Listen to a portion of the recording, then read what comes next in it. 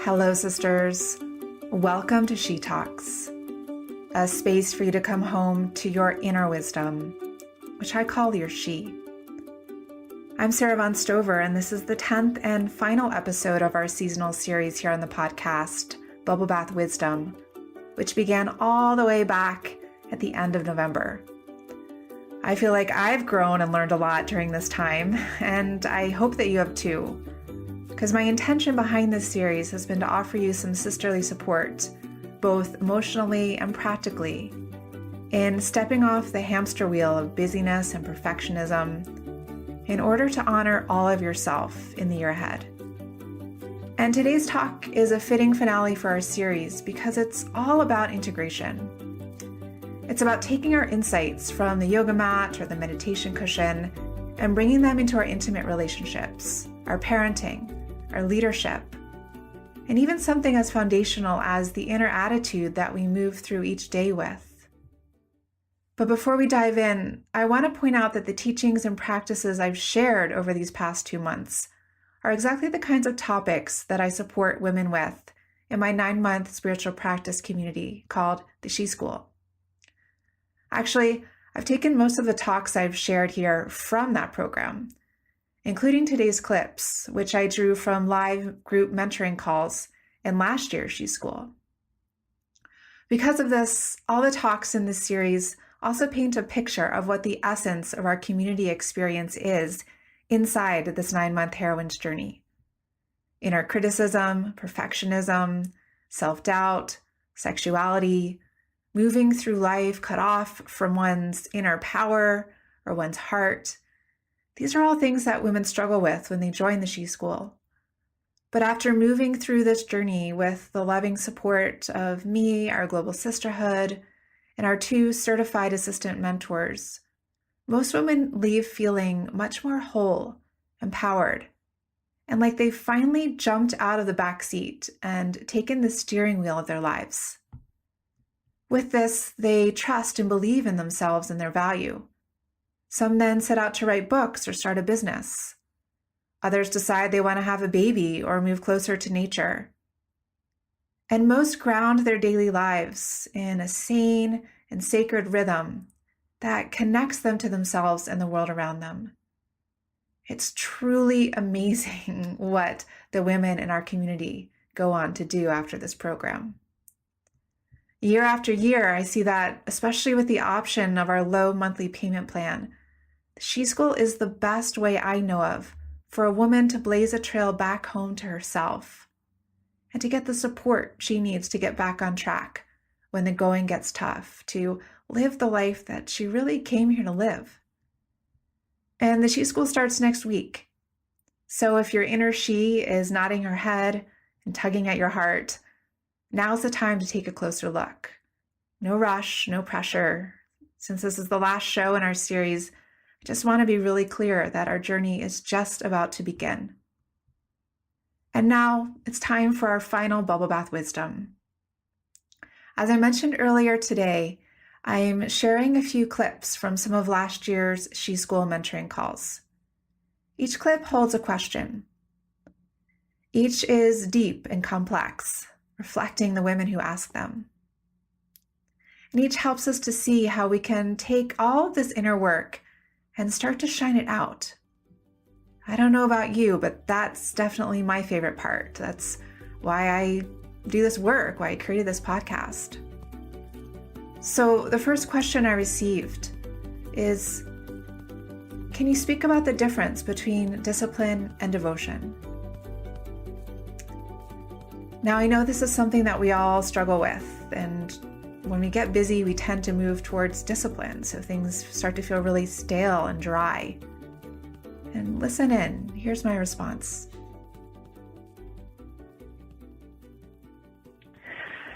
This is a really good question, and I think that discipline, I can speak really well to discipline because actually if you've ever heard of those tests where you can find your strengths, one of my top strengths is discipline. I'm very good at discipline. I have been my whole life. It's easy for me to pick up new habits and projects and devote myself to them consistently and see them to completion. And I know that's not true for all of us, so acknowledge that is a unique strength. And discipline can sometimes be seen as more of a quality of the divine masculine. And devotion can sometimes be seen as more of a quality of the divine feminine. So discipline as a quality of the divine masculine, what does this mean? It means that we're able to set realistic goals that aren't self-sacrificing, self-sabotaging, and that are actually capable of being achieved, and at the same time of stretching us and growing us.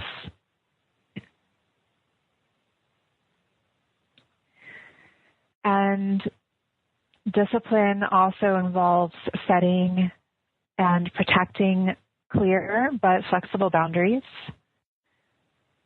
So that, for instance, I'll just use the example of doing a morning practice. I think that's something we can all relate to. Making it clear to the members in your household that this is your time for your practice. However, if your lover or partner or child is going off to work or school, or they need something, that they know that they can come in and give you a kiss goodbye. Or if it's an emergency, they can get your support.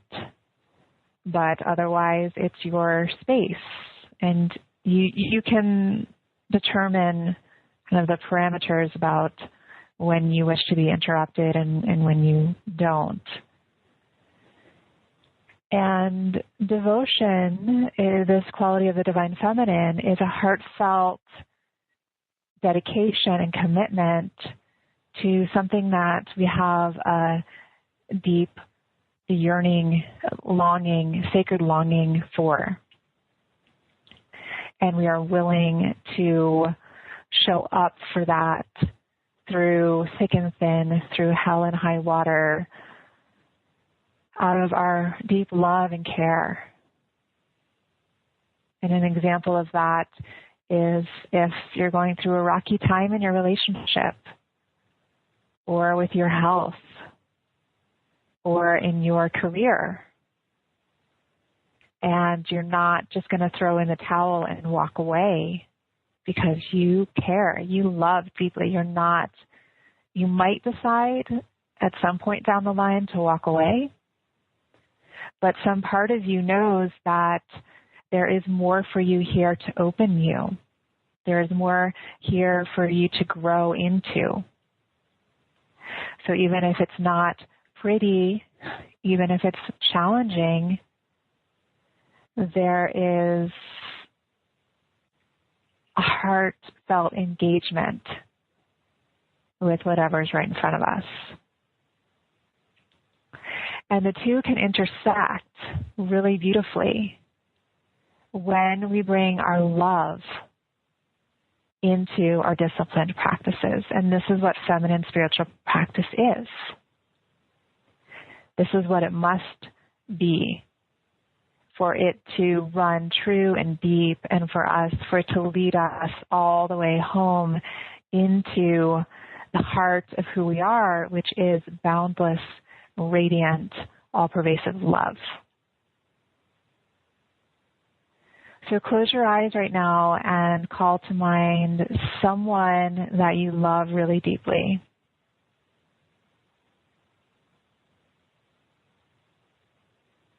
And take a deep breath in and feel the strength, the ache in your heart, the felt sense of loving that person just so much.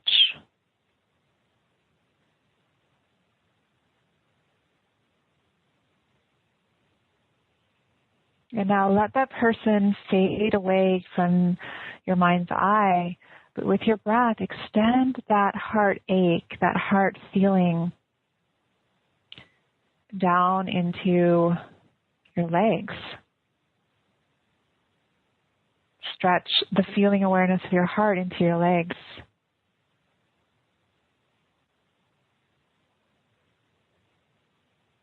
And into your cheeks.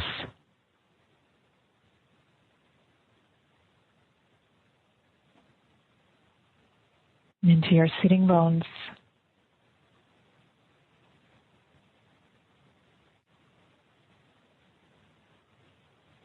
Into your entire body.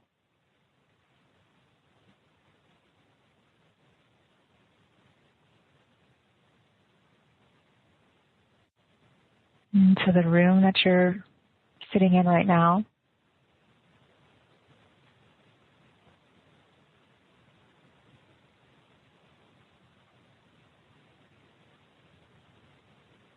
And into this circle, this global circle of sisters practicing right now.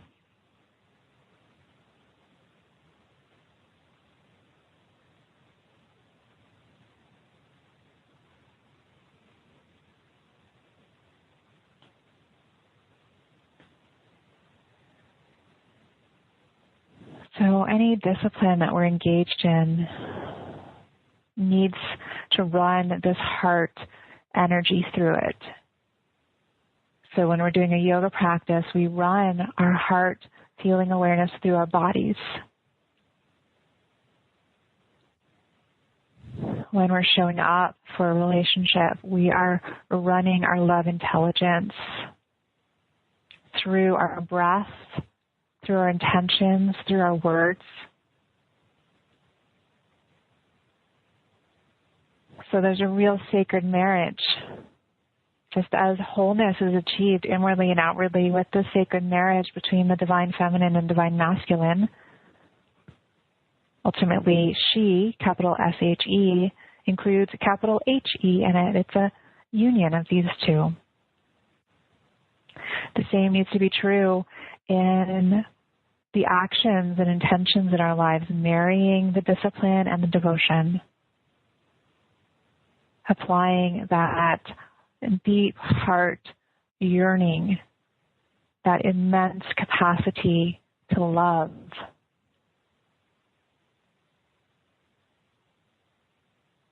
Into the things that we care most about in life,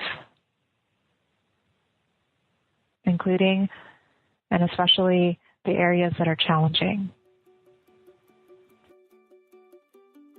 This honoring of the divine masculine, or our inner he, which I talk about, and integrating it with our divine feminine is a really key piece in our heroine's journey, which unfortunately often gets left out of women's work.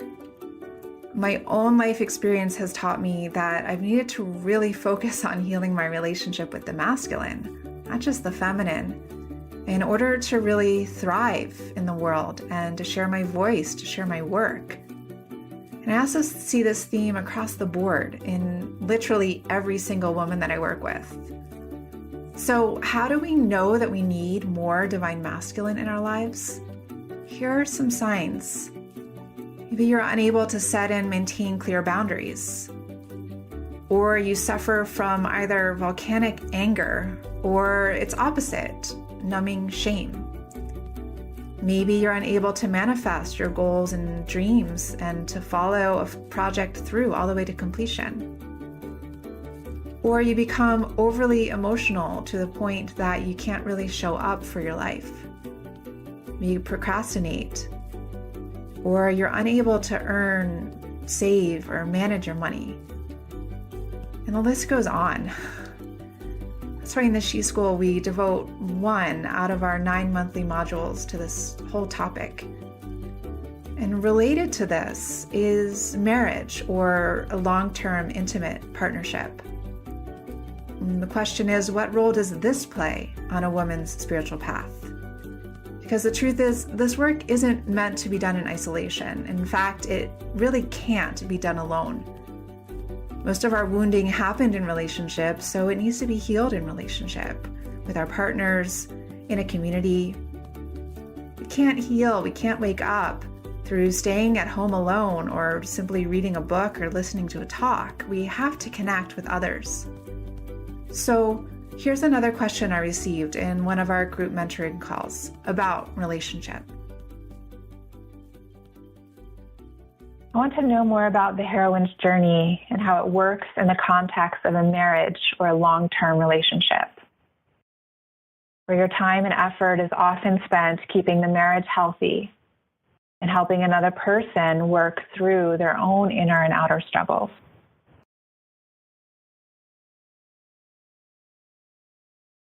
So another very rich and complex question, right? So important. And intimate relationship with my fiance, Keith, is so central to my heroine's journey and to his hero's journey. And they're very intimately linked. So first off, relationship is central to the feminine spiritual path. As women, we really find our joy, our purpose in relationship. Relationship is usually the number one priority in our lives. Love, the number one priority. So to see that they're congruent, see that relationship and our feminine spiritual path are congruent and they're really one and the same. But we need to see this in different levels, different layers. So as women, we can be so outwardly focused to giving in relationship, to helping others. And some of us with different personality structures might be more inclined to that than others. But all of us as women, it's how we're wired. And it's how we're conditioned as well. So we need to cultivate autonomy. And that's why we have spaces like this, to create a relationship with ourselves. And not be so outward focused all the time, but to start primarily with this core relationship with oneself.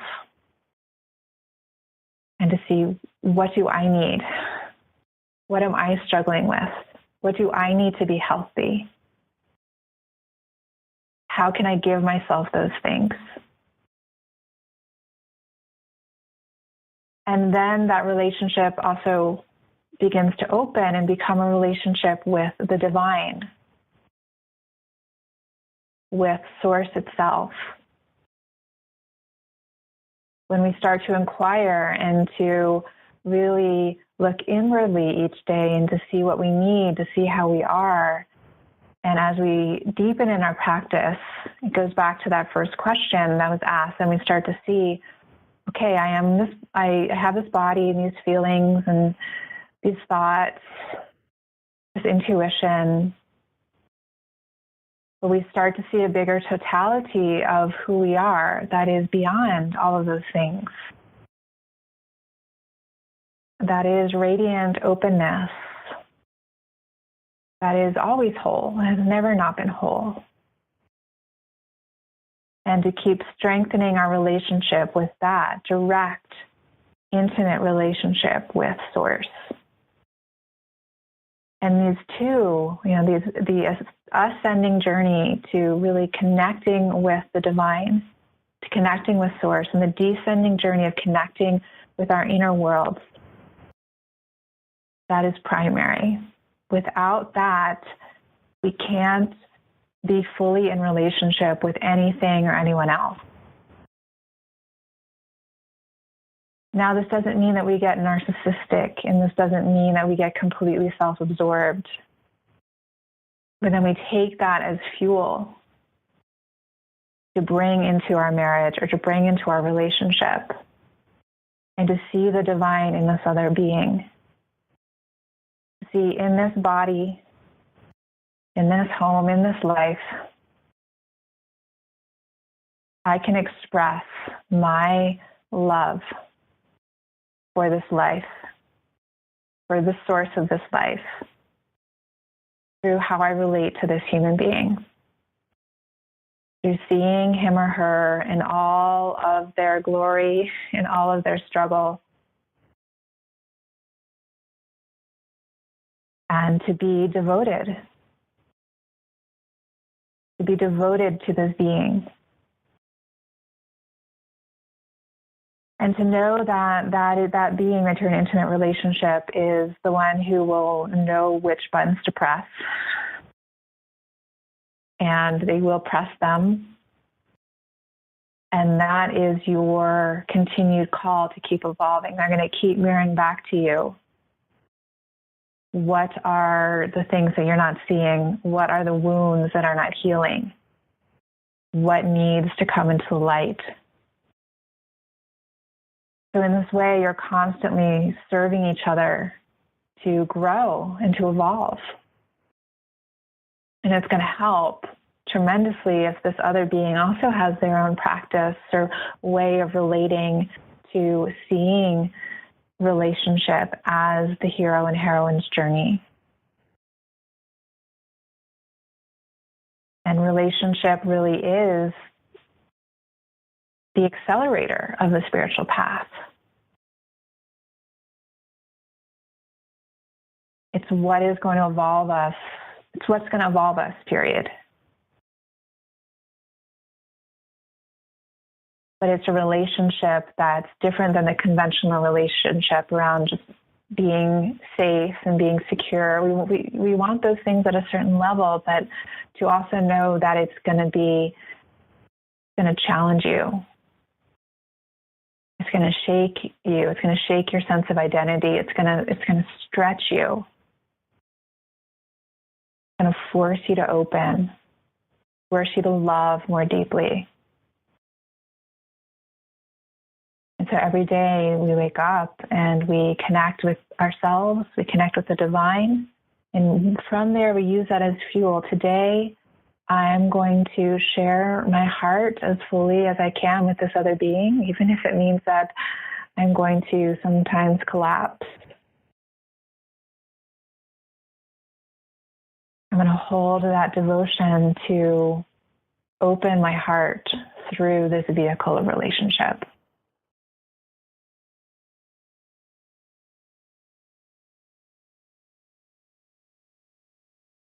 And this is something that I'll be teaching more about. My fiance Keith and I are going to be teaching a little class on this on relationship and the spiritual journey in this year's She School. It's a 9-month mentoring program, group mentoring program that really leads us through the heroine's journey over an extended period of time. So it's a big topic. It's an important topic. And if your partner or friends don't have a spiritual practice, it's a practice to accept that. To accept that if you want to be in a relationship with this person, then this is part of accepting who they are and seeing what is the ground for our connection. What is it that I'm devoted to in this being? What is it about them that makes me want to stay in relationship? That makes me want to be a better person? That makes me want to keep showing up for this? Whether that's a friend or whether that's your intimate partner. And if you don't know why you're in that relationship, then that's a time to really question it. If you don't know why you're devoted to it, if you don't know what is the highest in this being that I am here to serve forth, then it's time to question, is this relationship still evolving me? As I mentioned there, conscious relationship is a really vast and complex topic. And it's one that I go into in more depth in this year's She School in a special class that my fiance Keith and I are going to teach together during the module on the Divine Masculine. So each month there are lots of additional tools that I share to help support women with the full range of struggles that they bring to the program. Another one of these is conscious parenting. Now, first, a disclaimer. I am not a parent. Because of that, I don't pretend to understand the intense ups and downs of that noble journey. I have a ton of respect for all of you parents out there. I can only speak from my direct experience in mentoring many mothers over the years, of being a doting aunt to 4 beautiful beings, and from doing the constant daily inner work of being a good mother to the vulnerable parts of myself. So for those of you listening who, like me, are not biological mothers, this question also applies to those of us who mentor and lead other women or aspire to. Have a listen. Question: how does the heroine's journey work in the context of parenting and mentoring younger girls? What are some tips or practices one can do to help her daughter establish a healthier relationship with her special brand of femininity than society has to offer?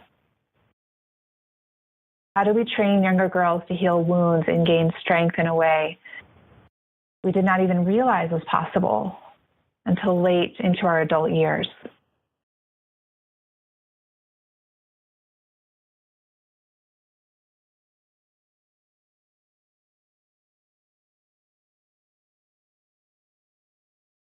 So a lot of what we struggle with now as grown women, it can be alleviated, lessened through, in younger generations, through having a different experience in early childhood. So for mothers, for fathers, for aunts, I'm an aunt to 3 beautiful children. It begins with how we relate to these younger beings. And here we're talking about girls, but it would also apply to boys.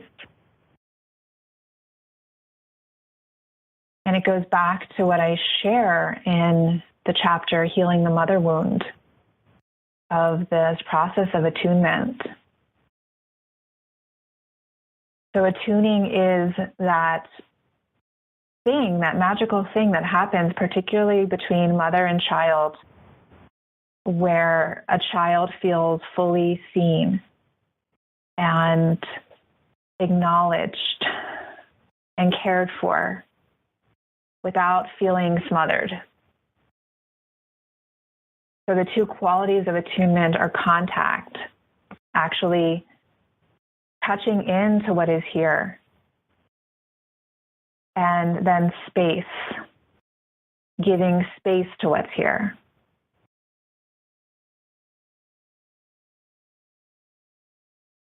So contact and space.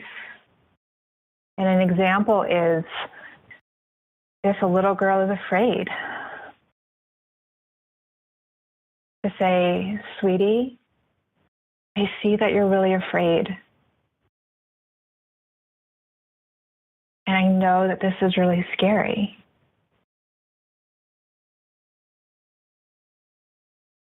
And then space, which is to say, and it's okay. It's okay that you're afraid. So that contact is we actually touch it, we acknowledge it. We let it be here fully. Don't say, oh, you shouldn't be afraid of that, or come on, hurry up. We don't have time for that, for you to be afraid. Get up.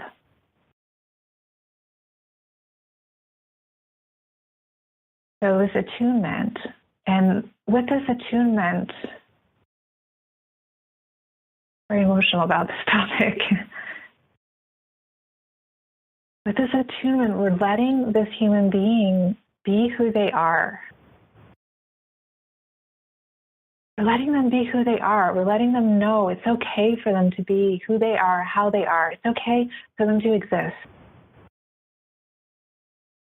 They are worthy of existing, and they are worthy of feeling anything that they feel or thinking anything that they think. They're worthy of having the full range of human experience.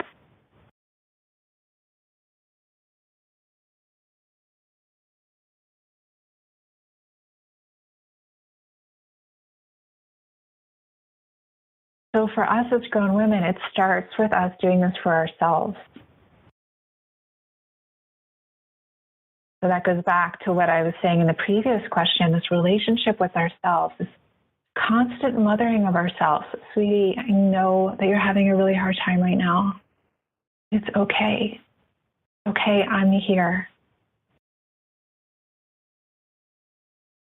I'm not going to leave you.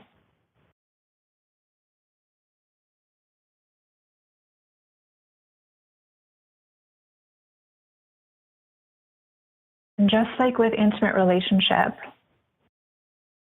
if we can't do it for ourselves, we're not going to be able to offer it for someone else. We have to do it for ourselves every day, at least once, at least when we wake up in the morning, but ideally many times during the day when we get caught in something, when we get ensnared with judgment for another person or criticism for ourselves or sense of sadness or hurt or overwhelm. We feel so many things on any given day. We need to offer a lot of inner support. And just like when you're with young children, they're going to feel the whole gamut on any given day. Can you attune, like that tuning fork? Can you just tune into them?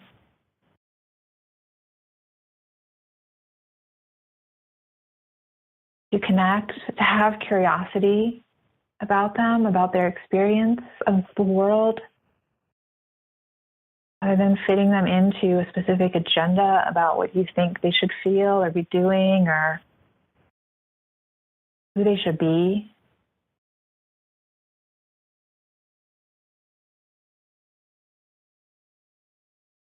And if we don't value our femininity, then our daughters aren't going to either. But to do the inner work of what about my femininity do I reject? What wounds have I been unwilling to feel, to heal? Where am I staying stuck in being a victim and denying my innate strength, denying my innate empowerment that has never left me, that can never be tarnished?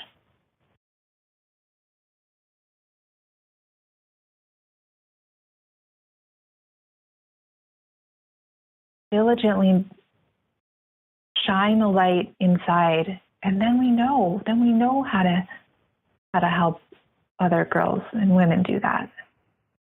But we can't know it unless we do it.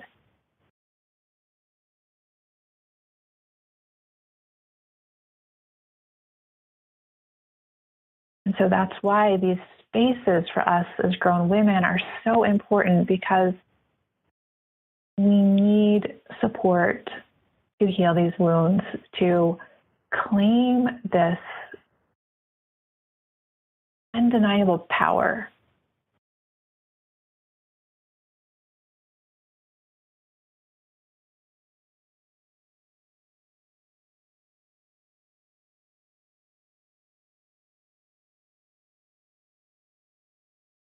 And then to take whatever we have and to share that with others who are needing it.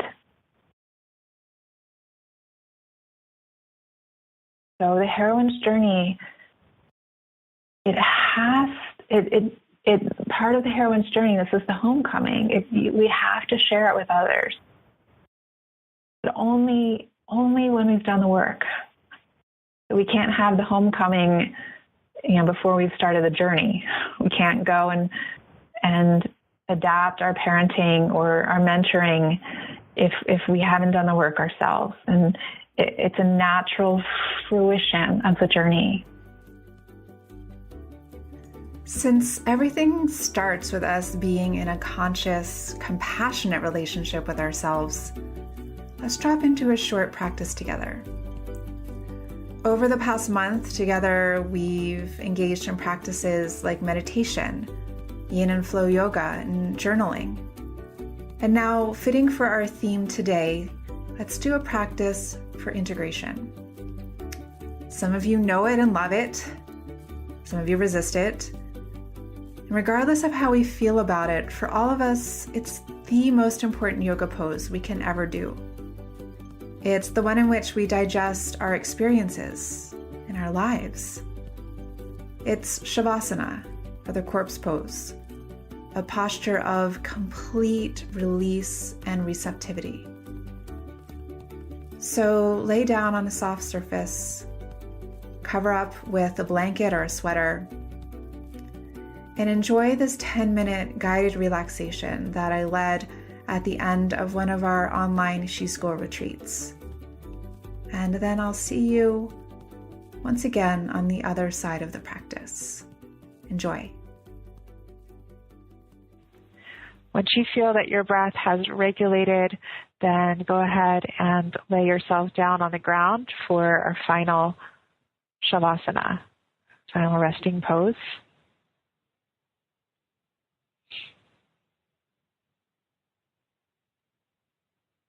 And bring a little bit of extra mother love in here. Make yourself 5 to 10% more comfortable, whatever that means for you right now.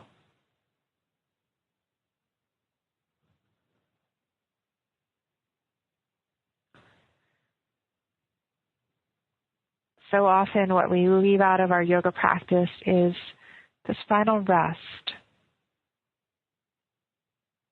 So often what we leave out of our days and out of our lives is just simple time for rest.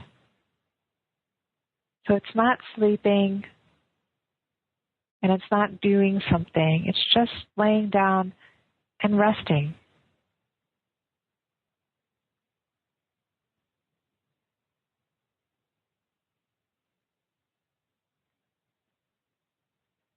So I recommend at least a 5-minute rest after a yoga practice. If it's a long practice, then 10, even 15 minutes.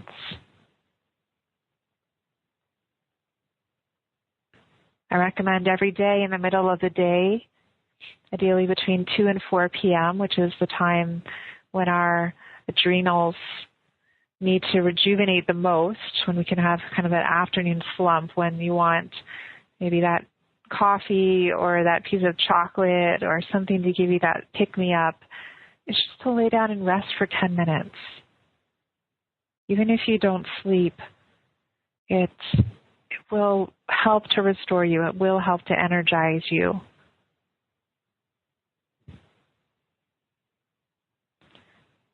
So let's just lay here together in this state of communal rest.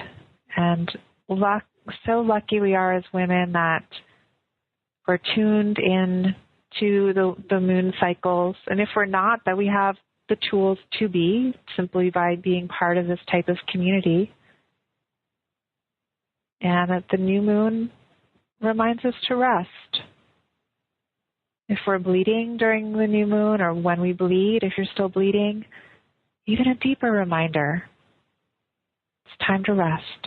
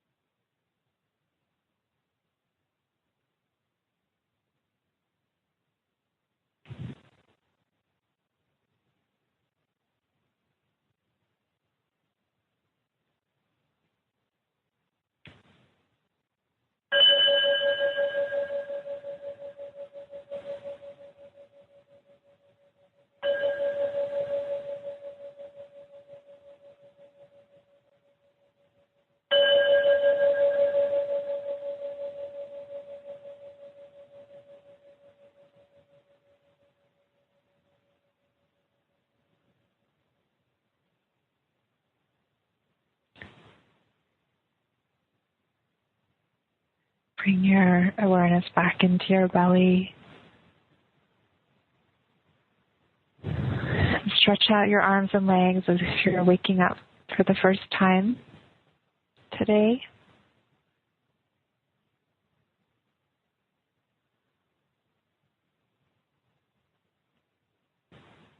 Gently roll yourself to one side.